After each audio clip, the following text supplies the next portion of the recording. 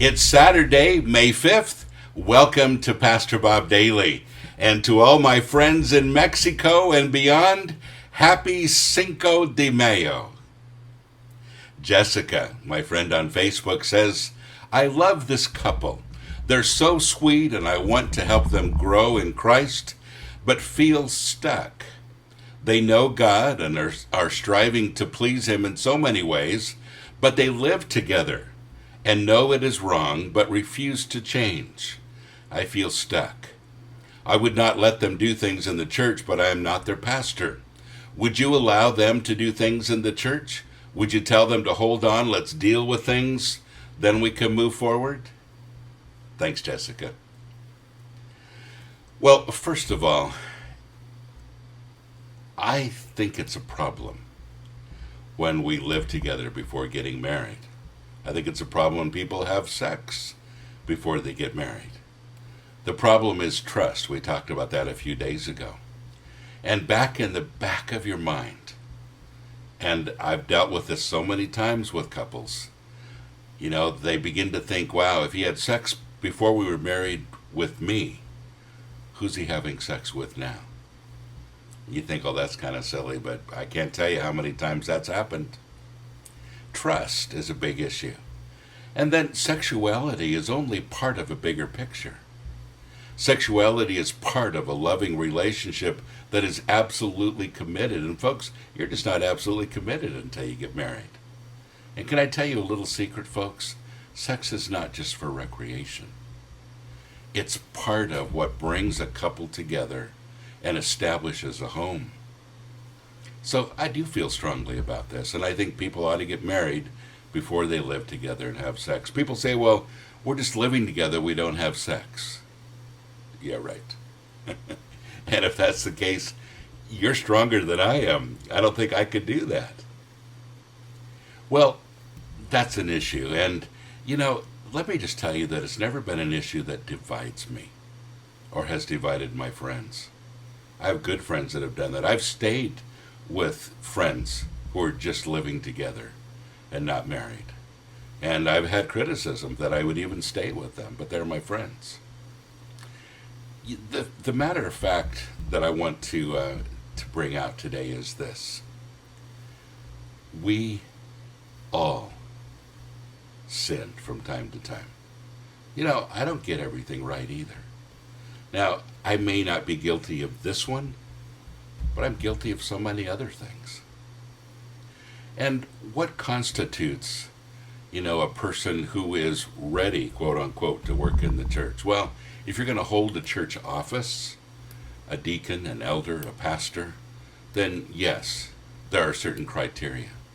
If you're just working in the church, in other words, you're part of a church body and you're part of an organization and you help to make things work, but you don't hold an office, all kinds of sinful people are doing that. Seriously. All of us do. And we begin to look at some sins as being worse than others. And this is a big one, don't get me wrong, but sin is sin. Would I let people work in my church that were living together? Yeah, I would. Would I let them hold an office? No, I wouldn't. The Bible's clear on that one. But I think sometimes we forget that judgment is not what a lot of people need. What they really need is love and understanding and an example. Honestly, some people aren't getting married because they haven't seen any good examples of married people. Maybe they come from a broken home, and maybe their friends don't have happy marriages. They're thinking, wow, I don't want to live like that. I don't want to be like that. And they come into the church and they want to find some stable people there that have great marriages, and they can't find them there either. And so they're afraid to get married. And they say, we're really in love. Let's not ruin it by getting married. And you know what? Even though that's wrong thinking, I understand that. But on the other side of that, I know people that have been happily married for a long time. My parents have been married for 62 years. That's a long time, isn't it? Still going strong, still doing fine. 62 years. Is it possible to be married for a long time and be happy and comfortable and enjoy being married?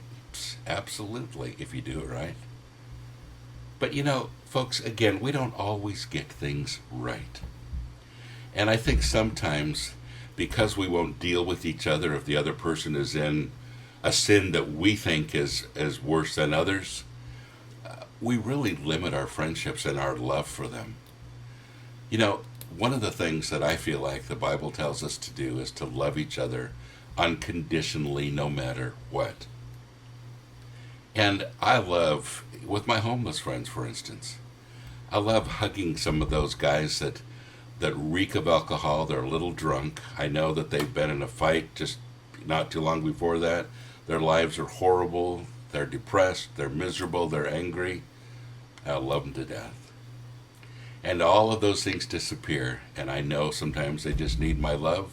They need a hug. And they need for me to not judge them right now. And sometimes we're so busy judging, we forget to love. So I understand I've kind of traveled a lot on this one. But I hope you kind of understand what I'm saying. I think it's important, folks, that we encourage people towards marriage. But it's also important, those of you that have a great marriage, that you be an example to people. Come alongside them, sit down with them, and say, let's talk about marriage. And let us share our experience with you. Best thing you can do. God bless you. Have a great day.